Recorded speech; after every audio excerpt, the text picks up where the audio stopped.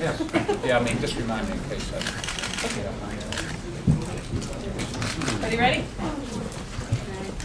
Well, I'm here today joined with my colleagues, Councilmember Melissa Martinez-Garrido, Councilmember Gail Brewer, Mayor Michael Bloomberg, because we just a few minutes ago, upstairs in the City Council, passed with 30 votes in the affirmative these home rule messages, which will be taken to Albany tonight. These home rule messages, which will send a message to the state legislature that the City Council, the people who were elected to represent the New Yorkers who live in our 5 boroughs, that we are sick and tired of our streets being clogged with traffic. We're sick and tired of the children who live in our city literally having to fight to be able to breathe, and that we see congestion pricing as a solution to this problem.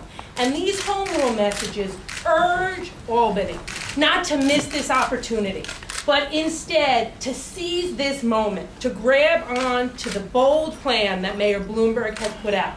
A bold plan that'll bring us $354 million from the federal government, a bold plan that will create a sustainable revenue stream that will allow us to expand mass transit in all 5 boroughs, and a bold plan which will create a deterrent that will get people out of their cars, off of the streets, and into mass transit. So I want to thank all of my colleagues, Melissa and Gail and Councilmember David Yaski of Brooklyn, were 3 of the key members who helped us get to 30 votes today. I want to thank all of them for their hard work. I in particular want to thank the chair of our State and Federal Legislation Committee, Maria Baez, who worked incredibly hard on today's vote. I want to thank the coalition of environmental groups, labor unions, and community-based organizations who worked so hard with all of us.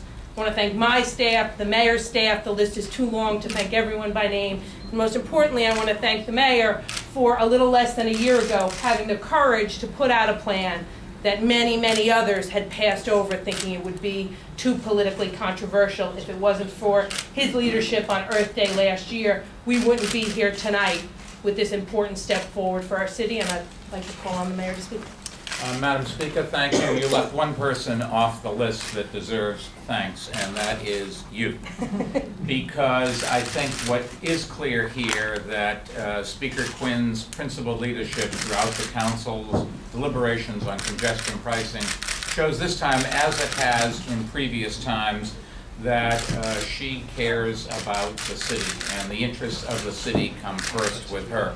It is not easy to corral a lot of people. It's not easy to tackle some of the controversial issues, but Christine Quinn really did stand up, and with the power of persuasion and the arguments that we all know make a lot of sense here, she managed to get 30 votes when I think most people did not expect this to pass. Earlier today, as you know, we were up at Yankee Stadium. She was there, expecting to have a wonderful day, and people said, oh, it's raining, but I think it's fair to say the sun was shining on New York City's future today.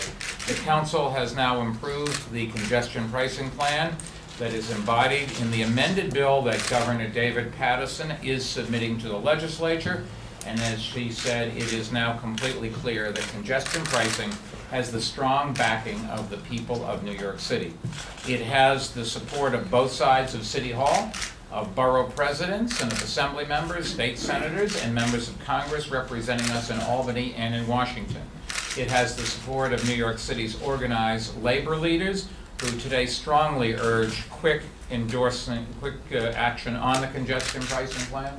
It has the endorsement of business groups and newspaper editorial pages across the state who have urged Albany to enact this piece of legislation, which will give us $354 million in federal monies and a recurring, dependable source of funds to work on mass transit improvements, which we sorely need in this city. And also to improve the quality of air that we and our children are breathing, and to help unclog a city that is really getting stifled by the inability to get across town in the business day from one side to the other. Environmental and transportation advocates have long supported congestion pricing, as you know.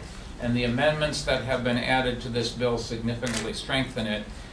They resolve several major concerns that have been expressed about making congestion pricing fair and effective. And now I am increasingly confident that state leaders will do what's right for New York City's future and promptly enact Governor David Paterson's bill.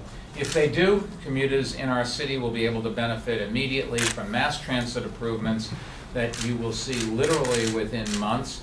And we've also created then the ability to go ahead and work on some of the long-term projects like the 2nd Avenue subway. And so this evening's historic vote by the council really is something that they all deserve congratulations, all of those who voted for it. I think everybody in this city either believes today or will come to believe that this is the right thing to do for New York City, and I just wanted to personally applaud those who had the courage to stand up and do what was right, starting with the Speaker and all of her members. So thank you very much. We'd be happy to take some questions. It's your podium. Thank you. I also say we've been joined by one of those members who had the courage to stand up and do the right thing today, Tom White of Quinn. Thank you for joining us. Yes, and Councilman David Yaski of Brooklyn. And we're happy to take any questions. Do you have any actual indications from Albany that they are going to pass this bill?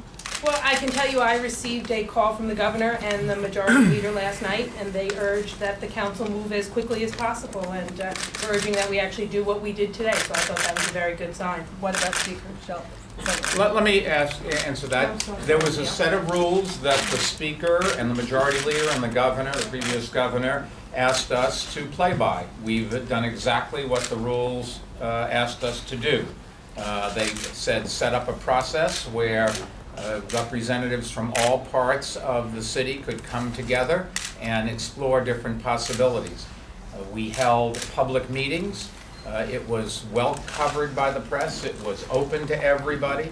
The committee came up with the recommendations that were asked for in the specific legislation that the Albany legislature passed and the governor signed. So I would expect them to go ahead and do exactly what they should do, and that is accept the will of the majority of the people and the results of the commission that they sponsored and abide by the process that they had originally recommended.